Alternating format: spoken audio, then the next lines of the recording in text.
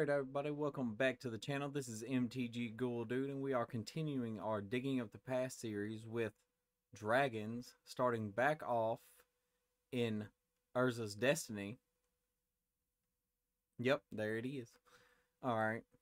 And yeah, we seem to be rolling through these pretty quick. I think in this episode we'll actually we'll go past 8th edition, if I'm remembering correctly. But nevertheless, let's get on to the dragon, starting out with Covetous Dragon. For 4 and a red, you'll get a 6/5 with flying, and whenever you control no artifacts, you sacrifice Covetous Dragon. So for 5 mana, you get a 6/5 with flying. It's not bad, to be honest, but the whole thing about sacrificing artifacts, you definitely don't want to be just thrown away. You definitely want to make sure you protect your artifacts in whatever deck this creature goes in. And then we move on to Portal 3 Kingdoms, which is pretty neat, with the Zodiac Dragon. For 7 generic and 2 red, you get an 8/8. And what does it do? If it is put into your graveyard, you may return it to your hand. Yep, that's all it does. You just get to bring it back to your hand. It's pretty cool though. I mean, it's definitely an art piece you could show off. I would if I had one. And now we're moving straight into Invasion. And Invasion is more of a more developed dragon-based set. We see a lot more dragons in this set than we do, until later sets. Starting out with Lotus Guardian for 7 generic. It's a 4/4 with flying. And you could just tap this 7 mana 4/4 for 1 color. One of any color. Seems like a steal. Then we have Teak. Or Teak. I don't know how to pronounce that. For 5 generic, you get a 2/2 artifact creature dragon, and it gets +0/+2 as long as you control plains. It has flying as long as you control an island. +2/+0 as long as you control a swamp. Has first strike as long as you control a mountain, and trample as long as you control a forest. So effectively, you would want to play it in a white, blue, black, red deck. Yeah. So this is the good colors. It's not bad for 5 minutes to make it a 4/4 with flying and first strike. Yeah. So that wouldn't be that bad. And then we get into our marquee legendaries.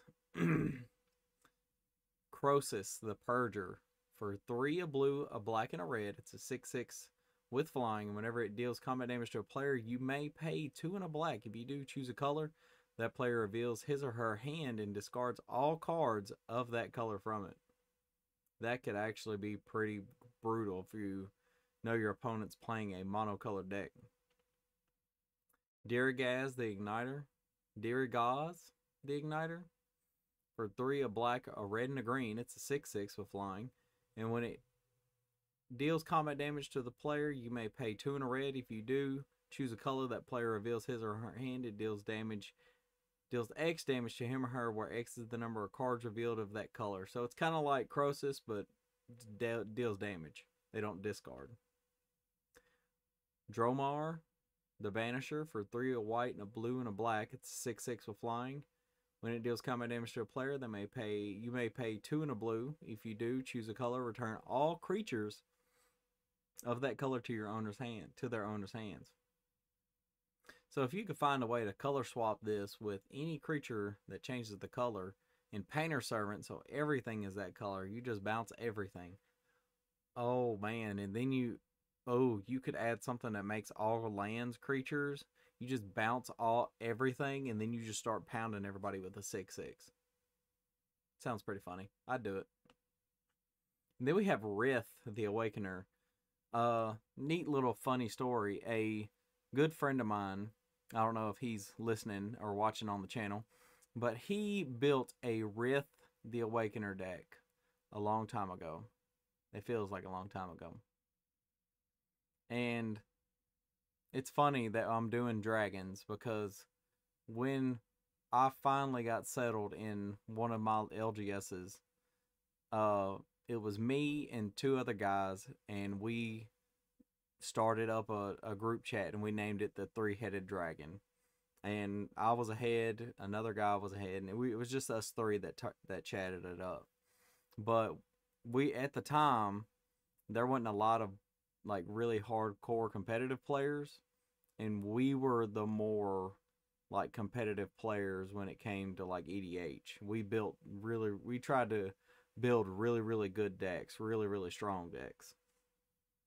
But Rith, I don't believe was one of his big ones. If he's listening, you can let me know down in the comments below. But yeah, I don't think Rith was, but it was still a good deck. And he has the whole clause of whenever he deals combat damage, you may pay 2 in a color, but this one's 2 in a green. If you do, choose a color, put a 1/1 green sapperling creature token into play for each permanent of that color.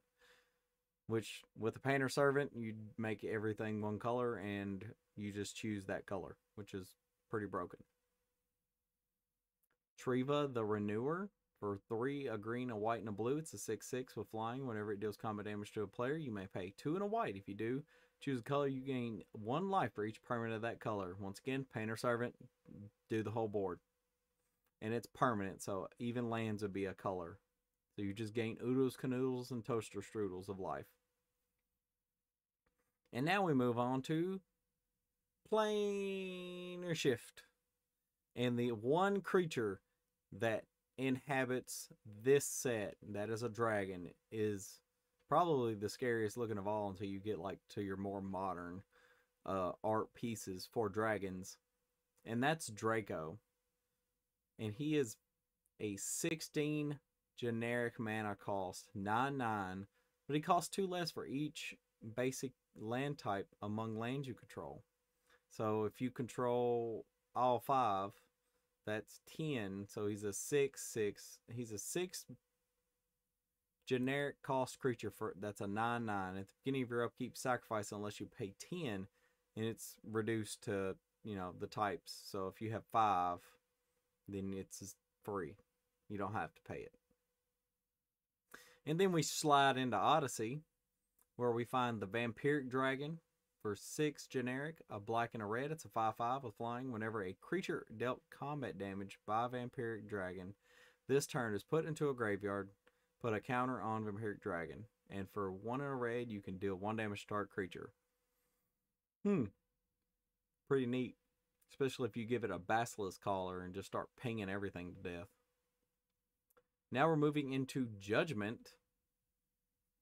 And this is where, I know I kind of messed y'all up with the last one, but this is where we see one of the most powerful dragons in CEDH, besides, you know, the ones that just recently rolled in. The one that's been a powerhouse for a long time. But we're going to talk about his little baby brother here for a second. Fledgling Dragon for 2 generic and 2 red. It's a 2/2 with flying and has Threshold. Neat little ability. It gets +3/+3, so it's a 5/5. And it gains the fire breathing ability, which is pretty neat. Yeah. Nothing compared to the World Gorger Dragon, though. And oh my, this is not, everything in my mind tells me this is not a dragon. He's got chicken claws for hands. He's got regular feet. He's got like a tentacle coming out of his wing joint, I'm guessing. That's just the weirdest depiction of a dragon. He looks like he's got a beak for a mouth. Oh my gosh. But World Gorger Dragon is a 7/7 for 3 generic and 3 red and has flying and trample. When it comes into play, remove all other permanents you control from the game. When he leaves play, you return the removed cards to play under their owner's control. So it's just a pop out until he leaves situation, which, you know, if you throw this with Animate Dead, you just pop everything in and out forever. Now we move on to Onslaught, where we find Quicksilver Dragon for 4 and 2 blue. It's a 5/5 flying. And for a single blue, if a spell has only one target and that target is Quicksilver Dragon, change that spell's target to another creature. That would be interesting. I wonder how good this works in Orvar. It becomes a target. I'll have to look at the wording on this because this could actually be pretty good where you can target 2 creatures at once. Huh. I mean, you just get a bunch of 5/5s, but you know, you never know, you know.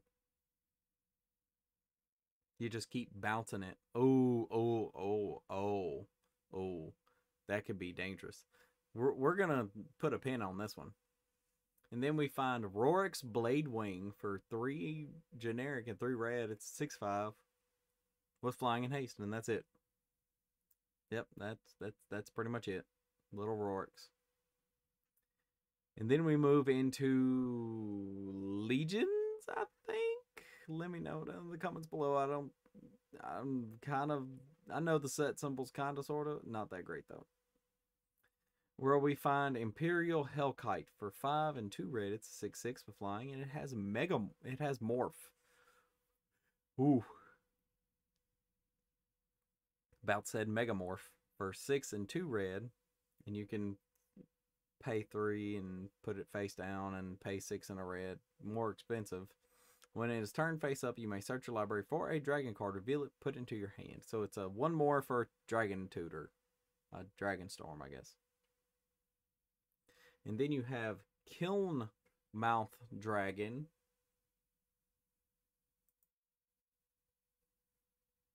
Hold on 1 second. Okay, there we go. Killmouth Dragon for 5 and 2 red. It's a 5/5 with Amplify 3. As this card comes into play, put 3 counters on it for each dragon card you reveal it in your hand. Amplify 3 was also on a zombie. I believe it was one of those, you know, that was the mechanic of the set, and it really shined if you were playing tribal and you didn't mind showing your hand to your opponent. But it has flying, and it deals damage equal to the number of +1/+1 counters on it to target creature or player. Wow, that's wild. So if you just have a humongous hand and you play this creature, you don't even have to play. I wonder if it says player cast. Another pin in that one. Yeah. You just have a stacked ass hand. There you are. You just deal a bunch of damage. Just pick up your deck and point at an opponent and say you're dead. Then again, you know, if you think about it, it gets 3 times. You just showed 10 dragons. That's 30 counters. That's wild. Just looking at these dragons is kind of making me like, man, that's actually really cool. And I'm not a big dragon dude. And then we finally move into Scourge. And what's in Scourge? The Eternal Dragon. For 5 and 2 white, it's a 5/5 with flying. And for 5 mana, you can return it from your graveyard to your hand. And you can only do it during your upkeep. But it has plane cycling, so it's not all bad, I guess. See, here's my favorite one from Scourge. Dragon Mage. For 5 and 2 red, it's a 5/5 with flying. That doesn't matter, because if you can get him through, his next ability is the only thing that matters to me. Whenever he deals combat damage to a player, each player discards his or her hand. Each player, not just you, each player. And draw 7 cards. It's a Wheel of Fortune on a stick. Pretty much. That you do not want to shake your head at.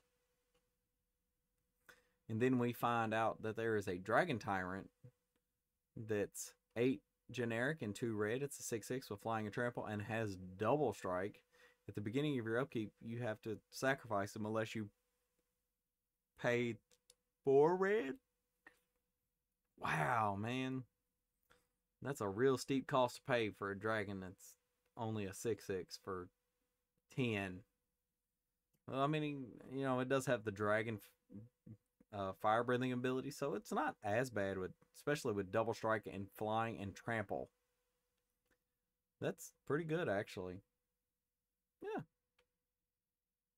And then we get to our final, and one of my favorites, actually, as we've been going through the set, Bladewing the Risen. For 3 generic, 2 black, 2 red. It's a 4/4 with flying. And when it comes into play, you may return target dragon card from your graveyard to play. And then all dragons get +1/+1 until end of turn for a red and a black. That's just wild. But Hold up. There we go. But that is going to be it for today, everybody. I hope you enjoyed the video. If you're watching this long, go ahead and drop a like, a comment. Tell me what your favorite dragon in this episode was. And share it with your friends. Subscribe to the channel. You know all the things to do. But that's going to be it for me today. And I will see you guys next time in the graveyard.